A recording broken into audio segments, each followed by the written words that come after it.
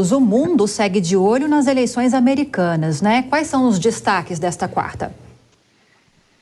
Segue sim, Lívia. Nós tivemos, como as pesquisas mostravam, uma predominância dos republicanos, mas não uma onda vermelha do partido tão grande quanto se esperava. No Congresso, os republicanos têm sim, por enquanto, a maioria expressiva e provavelmente tomarão conta desta casa.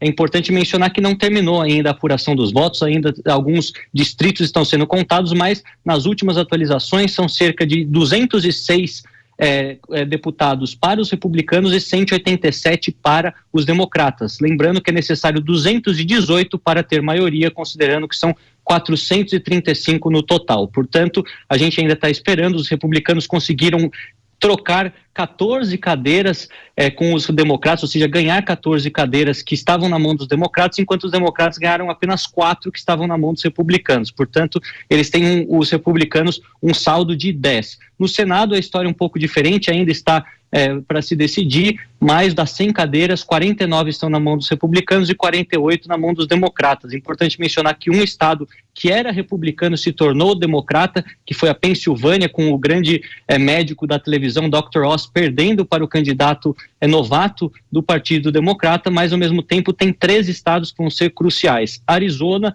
Nevada e Geórgia. Com a Arizona com a vantagem para os democratas, Nevada vantagem para os republicanos, e na Geórgia tudo indica que haverá um segundo turno, já que nenhum dos candidatos alcançou 50% e a diferença é apenas de 17 mil votos. Nós teremos então em dezembro uma eleição tete-a-tete desses dois para determinar quem será o chefe do Senado da Geórgia e também aquele que comandará o Senado de maneira geral. É importante mencionar que esses 3 estados e também a Pensilvânia foram essenciais na eleição de Joe Biden em 2020 e muito provavelmente também serão importantes para saber se o presidente, que tem sofrido uma crise de popularidade imensa pela questão econômica, vai conseguir pelo menos manter uma das casas nas mãos dos democratas. Ok, Luca Bassani, qualquer novidade sobre essa apuração é só nos acionar. Bom trabalho para você, boa noite. Agora, Rodrigo Constantino, que está acompanhando de perto a apuração das eleições legislativas nos Estados Unidos.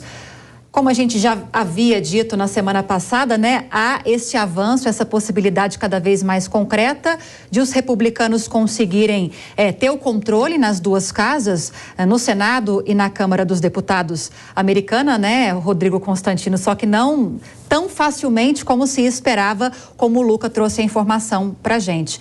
À medida que esse avanço na apuração chega, maior a preocupação para os democratas, com a possibilidade de um travamento na agenda legislativa, que seria um grande problema para Biden, né? Sem dúvida, mas a análise do Luca está perfeita, né? Porque a onda republicana esperada, inclusive eu cheguei a trazer aqui a possibilidade, segundo algumas pesquisas e expectativas de analistas, de até 54 assentos no Senado para os republicanos, essa onda não se materializou.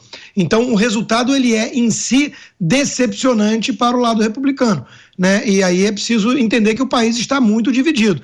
Veja que na Pensilvânia ganhou o Fetterman, que foi alguém que sofreu um AVC há pouco tempo atrás e não conseguia articular uma frase inteira com lógica, com coerência durante a campanha.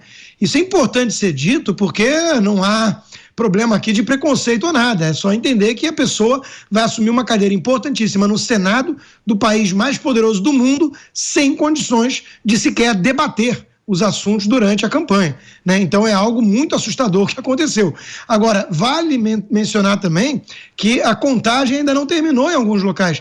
Veja que o presidente eleito, Luiz Inácio Lula da Silva, ele fez troça disso. Ele tratou isso como uma incompetência dos americanos, que na década de 60 mandou o homem à lua, né, o país. Então é óbvio que não é um problema de capacidade tecnológica para ser tão veloz quanto o TSE. É uma questão de confiança. E uma vez mais, a questão da confiança nas urnas surgiu como tema. O próprio ex-presidente Trump andou mencionando alguns casos suspeitos. Isso é um assunto debatido dos dois lados aqui e de forma muito livre. Ninguém vai preso, ninguém é por desconfiar do sistema eleitoral.